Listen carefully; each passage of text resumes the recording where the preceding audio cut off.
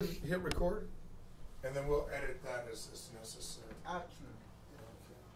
Okay. Is this good? Yes, it is. Good. You're showing up nice. So, essentially, we're just going to get right into it. Go for it. Okay.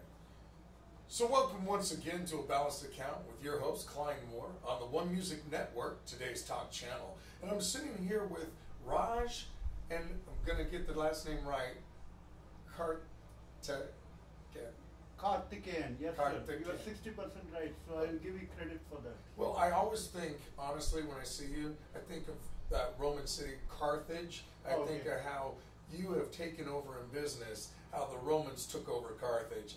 You have incredibly impacted the Sacramento scene, and honestly, I've met so many people through you and through your business, social media marketing, an audience. I've got to tell you, I met Raj for the first time at a Twitter event. It was my very first Twitter event ever. This is a couple of years ago. I'd never even used Twitter, heard about it, didn't know what a tweet was, didn't have the language down.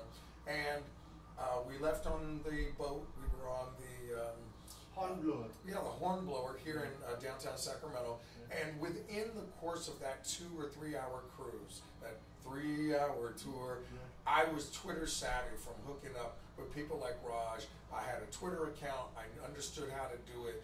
And from then, we obviously know they were talking on NPR about how the president uses Twitter as his social media platform, and how people talk now in tweets, and it's really taken over the way we communicate in business.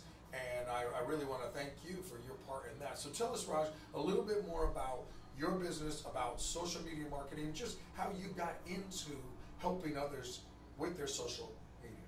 Okay, great question. I basically come from the corporate background. I was consulting with a couple of big companies like Kaiser Permanente, Blue Cross, among a few.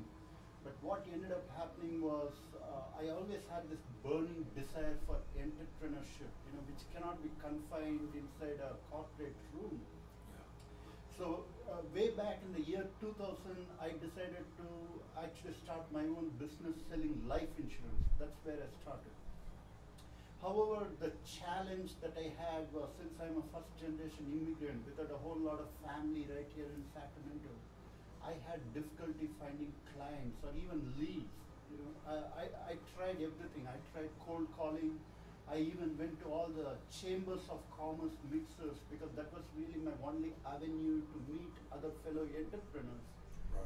But what ended up happening, and this is way back in the year 2000, is whenever I went to these mixers, I found a lot of people.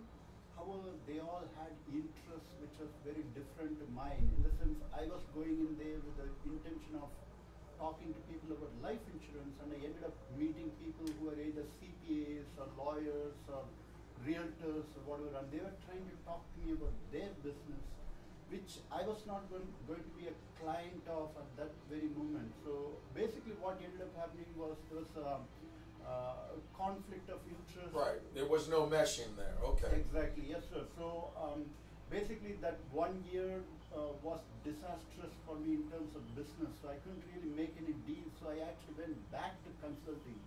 However, what happened was I was still doing this life insurance part-time, and I was using Facebook, LinkedIn, and a couple of other networks at the time. I still had my accounts there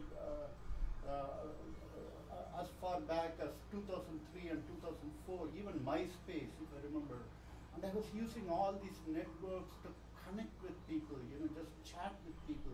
And what I found around the year 2004 and 2005 was when Facebook started adding the chat and a couple of other features. And that really helped me connect with a lot of people that I would normally not run into on the street. So what was your network? How many is a lot of Facebook connections? How many did you have at that time?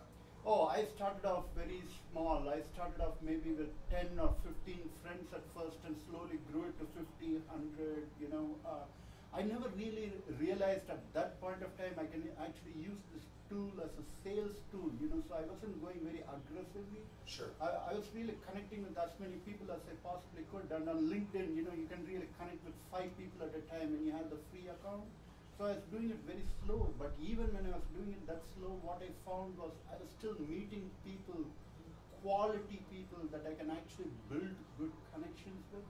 And then eventually I found that once you hang out with them a couple of times, once you, you know, go to some dinners and meet some people for coffee and that kind of casual stuff, I found some of these people were slowly turning into my paying customers because they asked me, okay, Raj, what do you do? You know, and then eventually it will come out that I do life insurance as well. So when that comes out, they used to ask me, okay, can you please write a quote for me and that kind of stuff. So around the year 2005 or 2006, that's around the time that I really started looking at these tools as a serious sales tools because they were actually converting some of my friends into customers. Sure.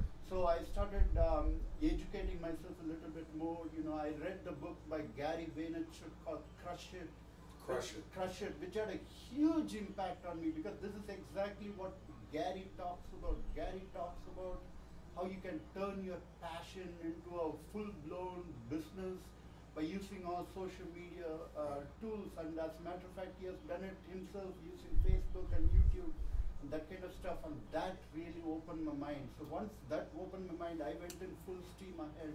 I started using a lot of these strategies that Gary talks about in his book. And when that happened, that's when I started writing a lot of business on my life insurance side. And I want to talk to you a little later about and discuss with you what are those tools that we find along the way that are those, you know, they're like Jumpstarts. They could be a book, it could be a, you know, a website, it could be, you know, anywhere. Sometimes it's just a quote I'll see that really galvanizes us and gives us that passion again, or helps refocus us on, you know, what's important to grow. But you talked earlier, and if I can go back just a little bit, you said I have this burning passion for entrepreneurship.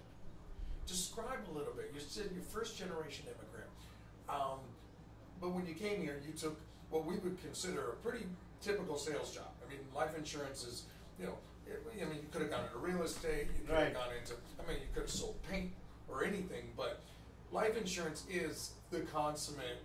You go and you find some clients. Yeah.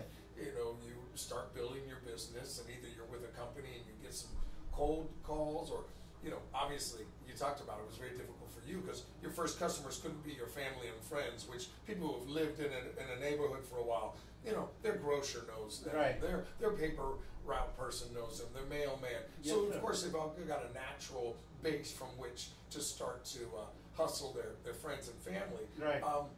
But tell me, what was this entrepreneurial spirit? Did you have it back in India, or was it something that grew when you came here? Right. Talk to me. See, I come from a typical middle-class family back in India, okay? So that means my dad basically worked for the government. I mean, that basically sowed the seeds, I would say, but I never really knew what entrepreneurship was till I actually immigrated in 1997 and, you know, started looking around and reading some books and that kind of stuff. Because in the family that I come from, you know, you're supposed to get educated. You're supposed to get a postgraduate degree, which is all I did. You know, I got my degree in computer science. And then back then, the attitude of the middle class was find a job that you can stay with for the rest of your life. You know, that's where they lost me because I wasn't going to be like my dad in the sense I wasn't going to be working for the government. You know, I went straight into the private sector. So that was the first change that I did, but however, after I immigrated and after I looked around, that's when I really understood what entrepreneurship was all about. Entrepreneurship is basically about having ownership. You know, see, when you're working for somebody in whatever capacity, basically they own you. You know, you got to do whatever they ask you to do. That's okay. Right. You're getting a stable paycheck, but that paycheck comes with a big price. You know, the big price is your freedom. And it took me a while to realize that, and of course there was a book which shaped me in that particular concept as well. That was a book by Robert Kiyosaki called Tax Loopholes of the Rich. And one of the things that he says in the book is, of course, when you have a job, you have security. Okay.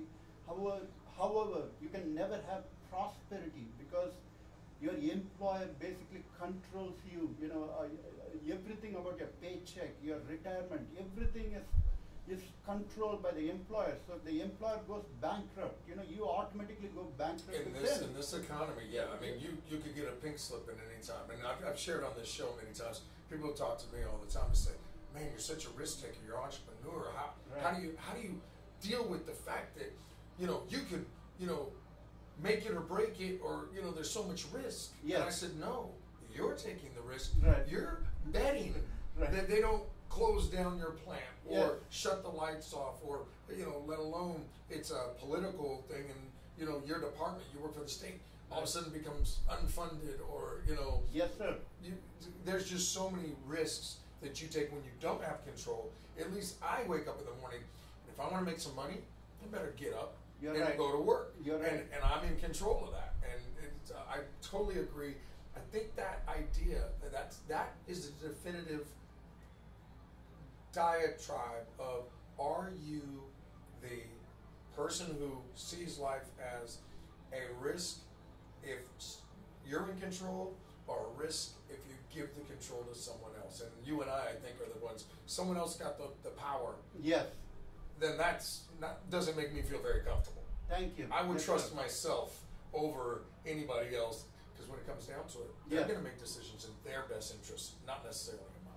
Thank you. Yes, sir. I want my destiny to be shaped by my actions rather than somebody else's actions, and that's what really. That's my. And I agree with you 100% on everything that you just said. You know, you just helped me out because I don't need to say the exact same thing again. Well, and then on the other hand, token, if anything goes wrong, we're the only ones to blame. So it is what it is. Absolutely, but one thing I've found, and this is after 11 years, right from my struggling days to, you know, till things stabilized, what I found is, so long as you work hard and you do all the right things, okay, and that's a big statement there. However, once you do all the right things, what I'm finding is the world gives you back a lot back than what you give to this world. You know, and that's my philosophy as of now, and that's something that I live by. Yes, sir. Okay, and that positive attitude is everything. You know, you wake up every morning and, you know, you've got to face the world and think of, you know, the world as we're working together. Because the minute you don't, and I see a lot of people, and I've found this about folks that they're working for the state, they're working for the city, they're working for the federal government, Right. and they honestly feel like it's them against their job. You're right. It's them against the world.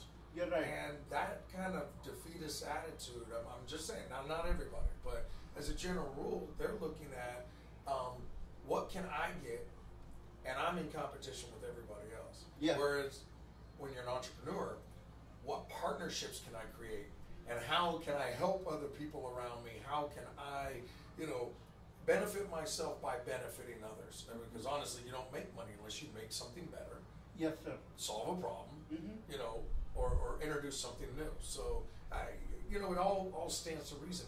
So, if a friend was to describe you in 3 words, and they were words that describe your attitude in business, Mm-hmm. What would those 3 words be? So, it's just anything that kind of describes how you approach, or how people observe your approach to life. Okay, most people that I associate with, or even my customers who have been with me for a while, when I ask them for a feedback on why they decided to do business with me, the most frequent response I get is, I'm doing business with you because I know you will be there for me. Okay, so that's the impression that I get based on the way I'm interacting with people and the feedback I get back. My top reason for why people do business with me is because they find me reliable, number 1. And the second thing I would say about myself is because I strongly feel that about myself is I'm a stickler to ethics. Okay? What that really means is I would never really go out and sell something to someone that I personally do not believe in purchasing for myself or my family. Because I dabbled with a lot of products, whether it's life insurance or even social media. At the end of the day, I'm there to make money. However, I never ever talk to anyone about something which could be profitable to me, unless and until I feel that you can actually, it's actually worth something. Okay, and the last one I would probably say is honesty and integrity. I always stick to my word. If I promise somebody that I will do something, I make sure that I do it at any cost. So reliability, ethics, and integrity. Which ethics and integrity. I see the distinction. And I tell you, I remember having a job once. Right. I was just in college. Right. I needed summer work. Someone told me I could travel. I could do this very easy sales job. Right. They said, you're good with people. We want you on our team. Right. I probably showed up to this cattle call job interview, summer work. Right. And I took the little piece of paper off the telephone pole at the college, and right. it's this big room full of young people. Right. And they say, we're going to travel. We're going to go out and see the world. Right. We're going to sell this little program. All you got to do is follow a script. Yes. It'll be super easy. With your personality, you'll make a lot of money. Yes, sir. Well, it was a photo program, one of those ones where you send away your film to a Yes. company. They send Right. you back a roll of free film. Sure. So it's free film for life. And then they developed the 8x10 for 99 cents. They, you can get it on a cup. You can get a calendar. Right. All these things with photos. And we're supposed to target the military. Oh, wow. Because the military take a lot of pictures. Their families are always moving around. They have a Right. steady income. Right. These are all things I learned later.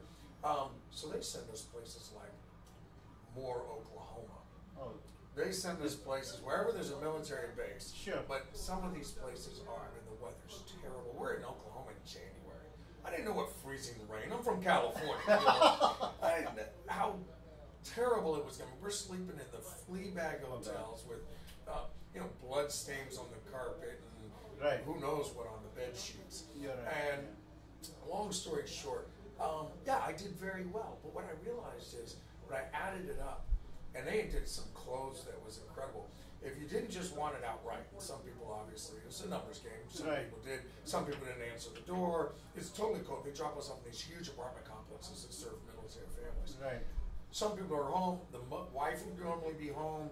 You try to close her even without getting the husband's permission, which was, I felt morally reprehensible about it. That's terrible. And in the South, a lot of these people are so friendly. They want you to stay for dinner. I've been eating, Right. Southern fried chicken and mashed potatoes with these families. Right. And then come away and realize I sold them a $1,500 program that many of them didn't need, wouldn't use, barely afford. Right. These E1s. People just fresh into the military. Right. And I just couldn't do it. And I got awards for a while. Right. Because while I was learning the business, I jumped in it with both feet. I was Right. ready to rock and roll. But, Right. And I did enjoy traveling a little bit. We did go some decent places too, San Diego, places Right. like that. But Right. I just didn't believe in it. And I took one look one day, and I was in the middle of a sale, Right. and the guy was saying to me something to the tune of, out of all of your customers, how many people call you back and thank you for selling a this? Right.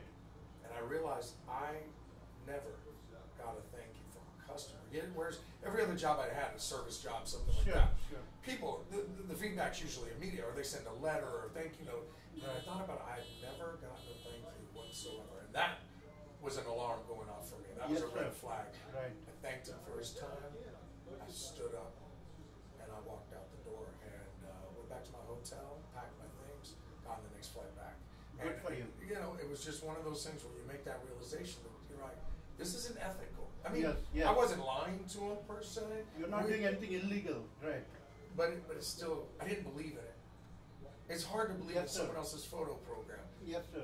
Very crucial to believe in yourself.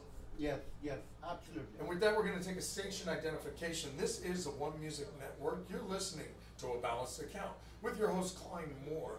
on today's talk channel. Now, sitting here with Raj, and again, your company, and we were moving forward, you're talking to us about how you started to use social media as a network for finding clients for your insurance business. Yes, sir. But I'm looking at this social media marketing company, and as CEO and founder, and as a person who has seen the benefits of integrating social media into my business, Right. how did you get to, from as a entrepreneur selling insurance, Right.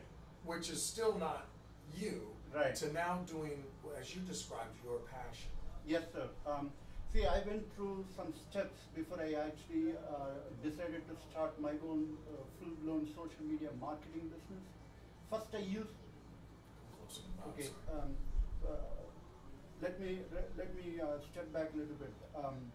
I basically went through a couple of steps before I decided to really launch my own social media marketing company, which is, by the way, called Sacramento Educational Workshops.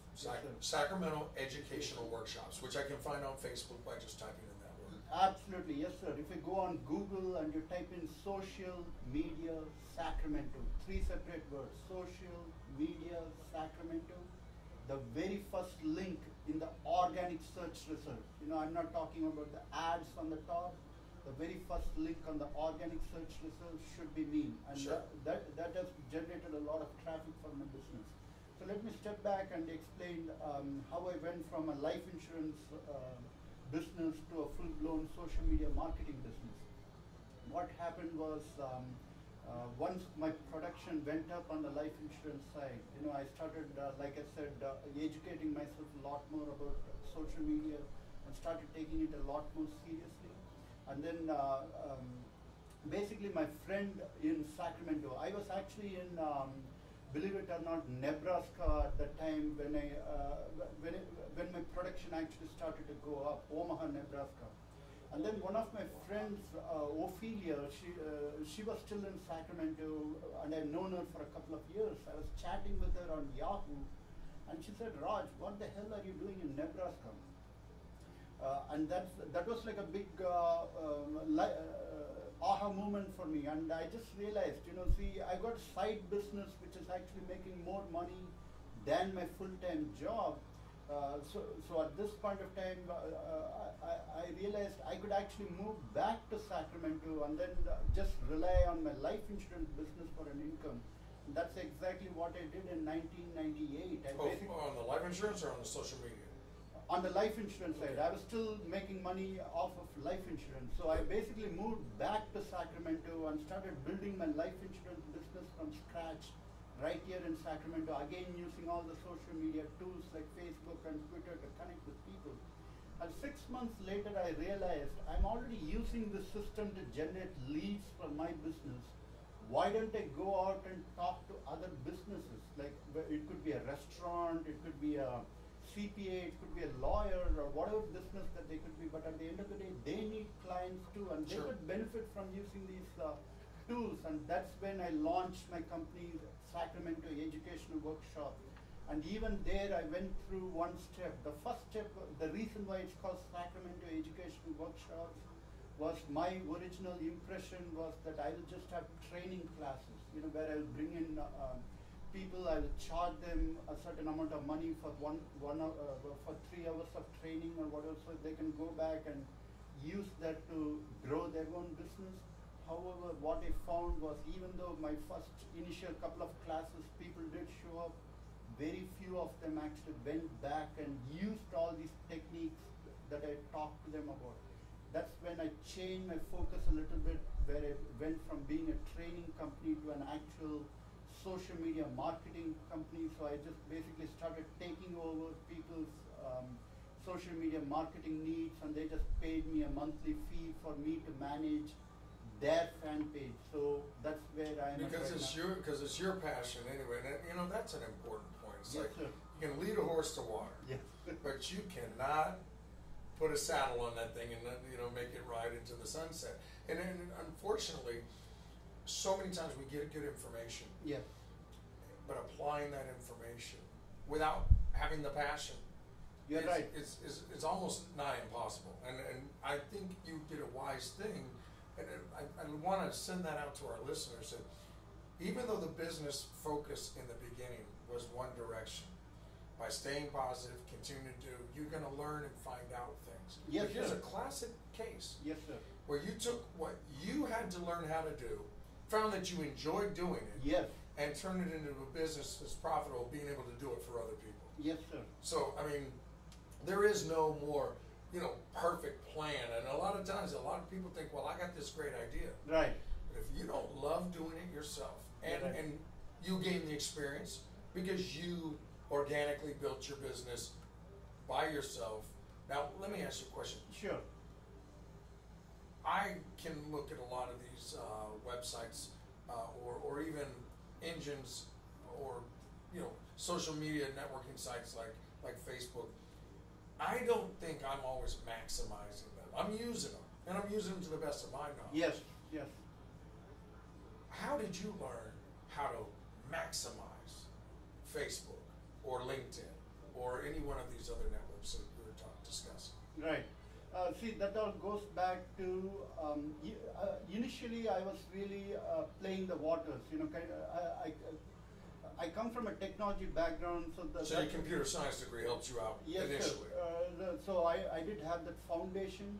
However, initially I was really using LinkedIn to make sure that other employers found me. So I can it would really help me in my career.